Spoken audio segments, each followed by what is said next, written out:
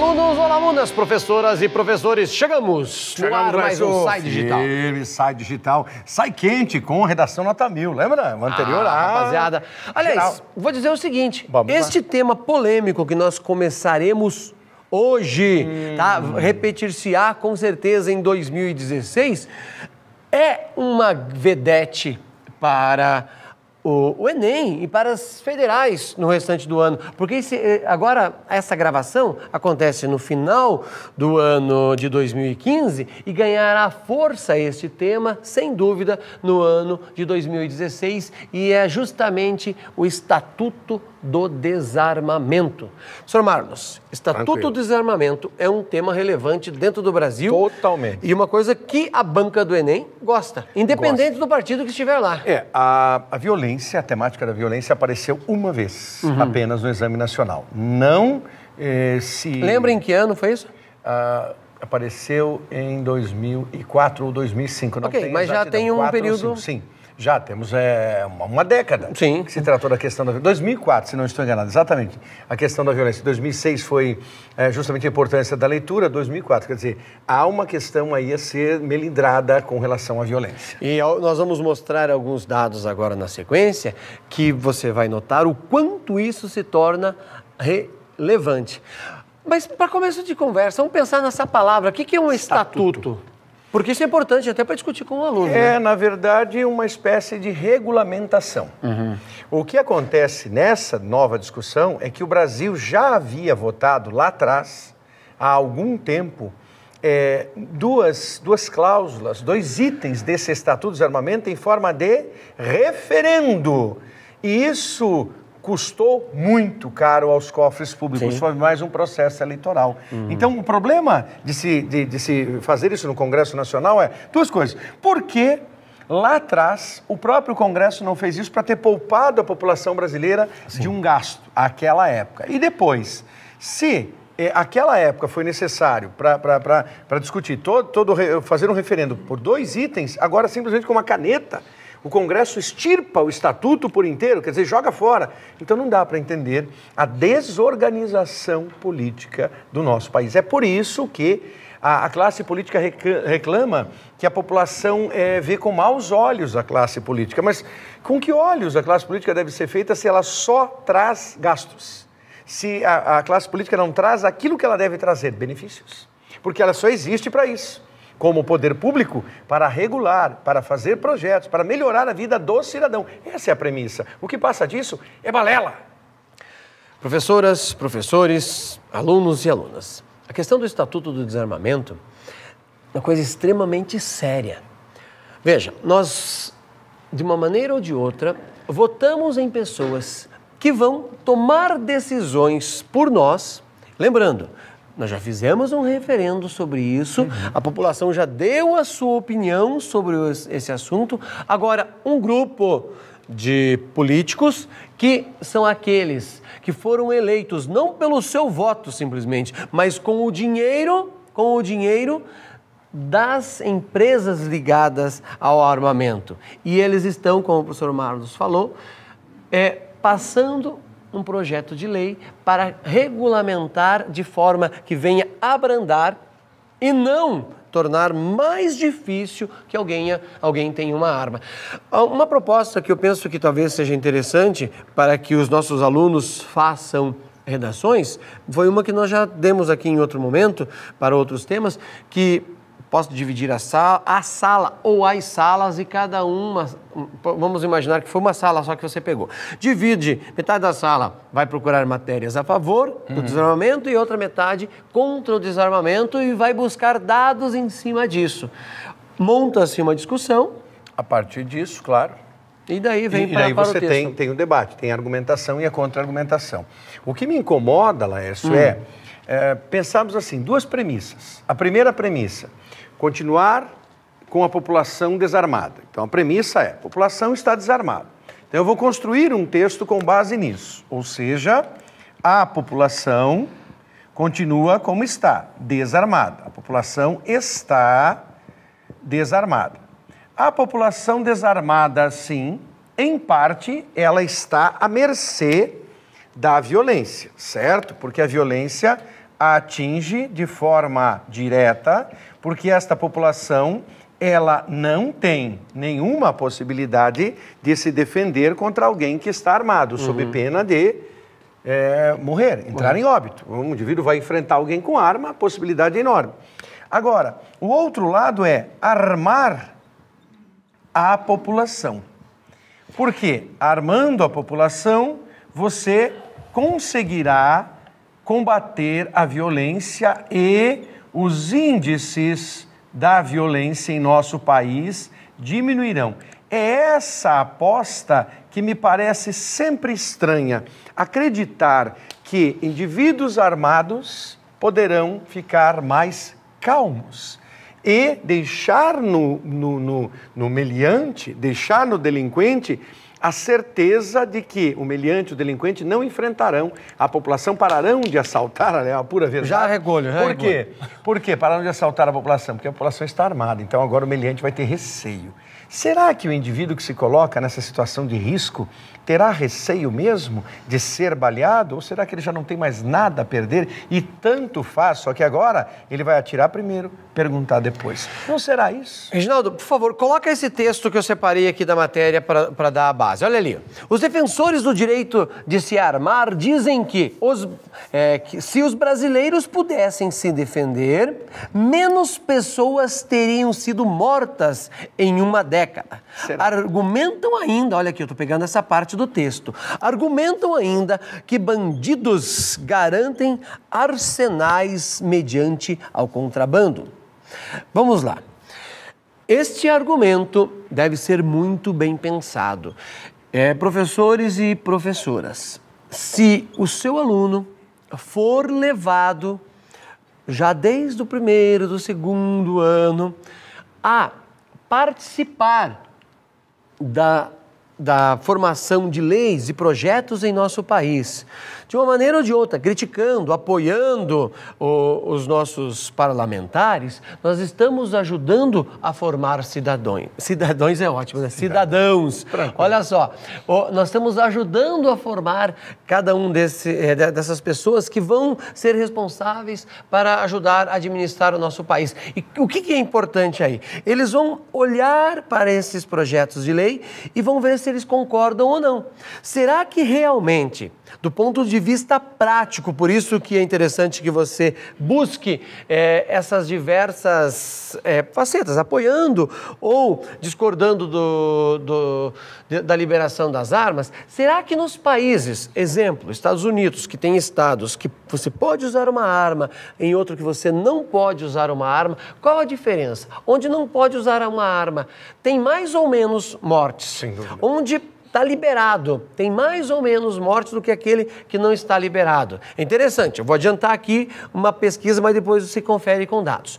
Nos estados, nos 50 estados que os Estados Unidos têm, aqueles onde o porte de arma é liberado, o número de homicídios é maior do que aqueles onde ele não está liberado. E essa tua fala, professor Marlos, dizendo o seguinte: hoje o bandido, como eu já fui assaltado, me encosta uma arma na cabeça e me pede o carro. Ele tem uma expectativa de que você não esteja armado. Mas se fosse numa outra situação, ele pensa, esse cara já está armado, então eu derrubo ele antes. Sem dúvida.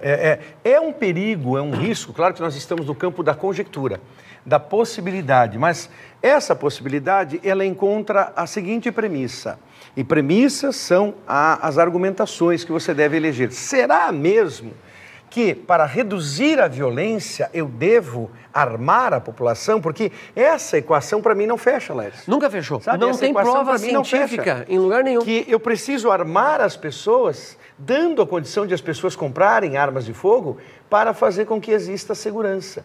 Então, essa equação para mim não é aquela história. Então, se você pode estar liberado, eu também. Então, no Natal agora, em vez de pedir um outro tipo de presente, eu vou pedir uma pistola 9mm. É boa. Sim, porque a pistola 9mm, aqui, né, eu uso a mão direita, né? Eu sou destro, então para mim é excelente. Porque aí eu uso a pistola 9mm, depois eu vou comprar mais um carregador, eu vou ganhar um carregador junto com a pistola, eu vou comprar mais um, eu coloco ali dentro 20 projéteis e eu tenho uma sensação de poder. Eu tenho uma sensação também de que eu estou seguro. Sensação. Será que o problema não é maior? Será que esse problema não tem a ver diametralmente com a segurança pública, no sentido mais amplo da palavra? Porque é a segurança pública que tem que tratar disso. E a segurança pública não trata da população armada, ela trata da população no sentido geral. Então, é um problema de segurança pública que vivemos hoje? Armar a população ajudará a segurança pública e teremos uma sociedade menos violenta a partir daí? É algo que tem que ser respondido com o passar do tempo. Eu coloco a minha opinião, você discorda ou concorda, isto é parte desse processo também, colega professor ou mesmo estudante. É simples, não consigo entender e faço aqui a previsão que acredito ser a adequada. Teremos mais problemas com a população armada, porque discussões banais, entreveros que ficavam só na oralidade ou num possível impropério e um xingamento, poder-se-ão transformar em homicídios, porque em vez de conversar, eu vou sacar a arma e atirar. Bang, bang, voltamos ao western. Dá uma olhadinha nesses dados que, com base no que o professor Marlos falou, se acaso passar esse estatuto, vamos poder comparar. Olha ali, mortes violentas, entenda que é arma de fogo, tá? Arma de fogo. Levando em conta os assassinatos, acidentes, vamos lá.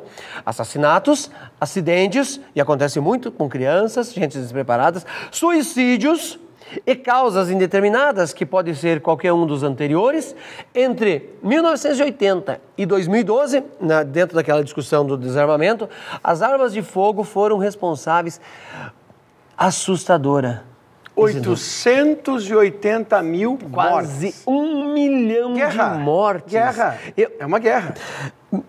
Professores, estudantes, pense, em 10 anos, o Vietnã não matou isso. É uma guerra. Que os caras dispararam.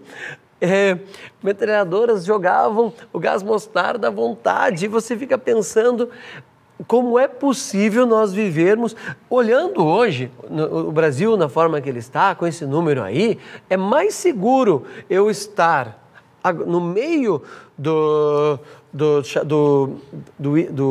Estado Islâmico ou do Boko Haram do que no Brasil. Eu fico pensando também a energia que nós estamos gastando para a liberação, para afrouxar, né? Porque a ideia é afrouxar o Estatuto do Desarmamento. E não gastamos a mesma energia para cobrar dos nossos governantes, que isso que o professor Marlos levanta aqui, segurança, seja funcional, que a coisa funcione, que se contrate policiais, que dê a eles um treinamento adequado, que dê a eles capacidade, como um bom automóvel, como uma boa arma e com uma boa instrução, e este policial tenha um bom salário. Aliás, para começar, a jabuticaba que existe no Brasil, que é a Polícia Civil e Polícia Militar, não tem lugar nenhum do mundo. Não. Lugar nenhum do mundo. Precisa resolver isso. Um adendo aí, Laércio, é justamente sobre a desmilitarização da polícia. Essa é uma discussão. Nós não estamos aqui afirmando que isso é producente ou não. Nós estamos dizendo que essa é uma discussão que tem que ser travada. Essa é uma discussão que as polícias brigam entre si, as polícias divergem, as polícias ficam naquelas atribuições. Isso é atribuição da Polícia Militar. Não, isso é atribuição da Polícia Civil. Não, isso é coisa da Civil, não, isso é coisa da Militar. E aí, o cidadão que não tem nada a ver com isso, porque ele só paga impostos e ele espera a contrapartida. Aí entramos no problema, a sociedade brasileira é uma sociedade que cobra, mas não retribui. Então ela cobra, ela onera, ela pede, ela suga, o nosso poder público suga dinheiro, mas ele não retorna. E aí nós vemos os bilhões. Tratamos não de milhões mais, mas de bilhões de déficit orçamentário no governo federal brasileiro. É o governo federal que precisa gerir isso com propriedade e negociar mesmo a segurança a partir do governo federal, caindo para os estados, responsabilizar os estados, cair para os municípios, responsabilizar os municípios e, em contrapartida, deixar o cidadão com não só a sensação de segurança, mas a certeza de que ele está mais seguro, que ele não precisa portar armas, porque se ele portar armas, certamente pode haver problemas sim. Sugestão nossa, Laércio, de filme, documentário, Tiros em Columbine, documentário do senhor Michael Moore, você assistirá, Tiros em Columbine. A partir deste filme, dessa película, cabe uma discussão exatamente sobre a indústria das armas e ele vai discutir isso pesadamente, sabendo que a indústria das armas é poderosíssima nos Estados Unidos. Eu vi um seriado no Netflix a semana que se passou, não vou lembrar agora o nome do seriado, mas o fato eu quero relatar. É um detetive no país de Gales e o estranho é que esse detetive não usava arma, ou não usou arma em nenhum instante. E lidando com assassinatos em série. E ele não usava a arma. E era o orgulho dele não ter o armamento. Não ter o armamento. E resolvia. Só quero mostrar uma coisa para vocês aqui para ajudar. Veja, tem muita matéria sobre isso. Essa daqui é do G1. Olha, é do dia 27/10. 3 dias depois, nós estamos gravando a matéria. Comissão aprova texto base de novo Estatuto do Desarmamento. O senhor, que é o responsável por esse novo texto, chama Laudívio Carvalho, PMDB Minas Gerais. Seguinte, este senhor aqui, ele foi eleito, tá? Não é uma acusação minha, não tô... o dinheiro da sua campanha veio das empresas de armas, ele faz parte da bancada da bala, tá bom? Ele faz parte da bancada da bala. Dou a ideia também, porque com os alunos leiam o que cada um escreveu, aqui não vou parar nos nomes, mas claro, você pode ver, a discussão é interessante para ver o senso, se é comum ou não, da população brasileira em relação a isso. É uma forma de você, professor, você, professora, juntar aí o professor de história, juntar o professor... Uma aula a partir disso. Filosofia, de sociologia, junta aí vários grupos de professores e mesmo coloca o professor de matemática para discutir estatística, para comparar por que trabalhamos com o número por 1.000 habitantes, por 1.000 assassinatos ou coisa parecida. Coloca esses dados, faz um grande debate, aí sim a escola estará dando ao nosso aluno não só um conteúdo de livro didático, não que isso também não apareça nos livros didáticos, aparece, no livro de geografia eu sempre vejo isso, no livro de história sempre aparece isso, mas nós estamos discutindo coisas muito atuais e o nosso aluno vai falar, eu estou participando. Totalmente. Mas, nessa mesma reflexão, quem pode entender como um Congresso Nacional trabalha, se o Congresso Nacional age desta forma extremamente particular. Ou seja, projetos engavetados durante anos, projetos que requereram discussões quase intermináveis, agora brotam. Mas brotam, assim, da noite para o dia, sem que haja qualquer discussão. Então nós partimos para o princípio. Debate, né? Quando discutiu-se demais e se engavetou, isso estava errado? É óbvio. Se você discute demais alguma coisa e não chega a lugar algum, a discussão foi vazia. Você deu um giro de 360 graus, não chegou a lugar algum. Isso está errado. Mas está errado também nos afogadilhos, como aconteceu com a redução da maioridade penal, em que simplesmente o senhor Eduardo Cunha, presidente da Câmara, resolveu, após a derrota do dia anterior, mexer numa vírgula aqui e acolá, e no dia seguinte vota, e daí você tem a redução da maioridade penal. Ora, da mesma maneira, resgata-se uma situação de discutir um estatuto tão importante que requereu um referendo popular e você agora revoga. A interesse, ao bel prazer de quem?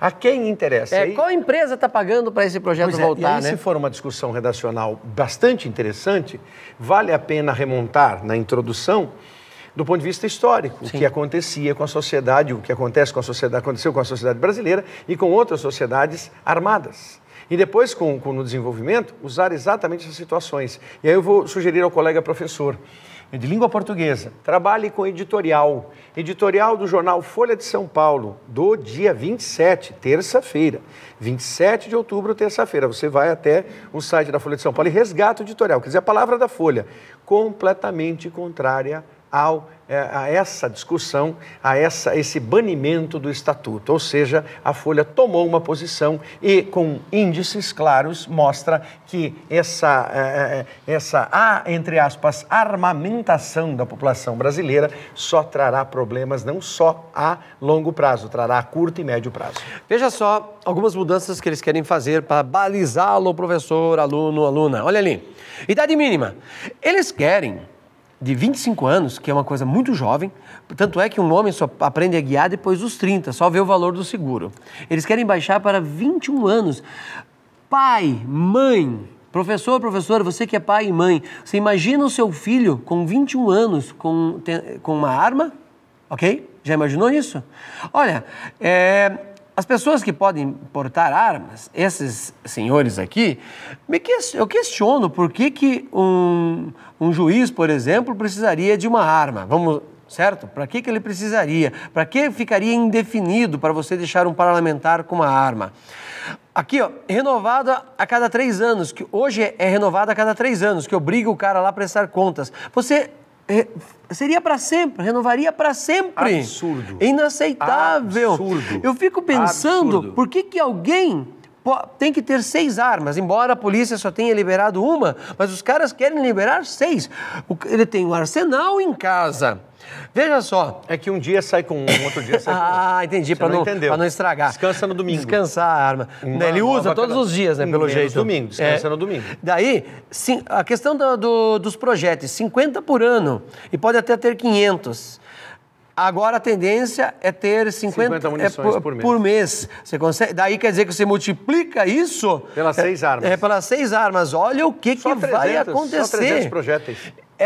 Tem algo estranho que a bancada da bala está levando por fora. É uma acusação como provocação, sem medo nenhum Porque não me dá outra ideia de pensar. Não me dá outra ideia. Eles não me remetem a outra situação. Se fosse um padre, um deputado ligado às instituições, digamos assim, ligadas à paz, que resolveria, não, mas é justamente aquelas pessoas que foram eleitas com o dinheiro da bala. Perfeito. Fechamos a conta? Fechamos. Grande abraço. Fica aí a discussão. Vale a pena debater aqui. Valeu. Tchau, tchau.